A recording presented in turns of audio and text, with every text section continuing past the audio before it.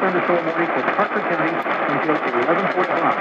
A severe thunderstorm is located near Brock, about 9 miles west of Weatherford, and moving east at 40 miles per hour, which is on top of as of right now. The weather service is the quarter size storm can be expected with this storm, along with some long-duration power outages.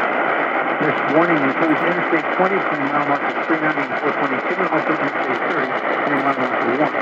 So a very bad time to be on the road.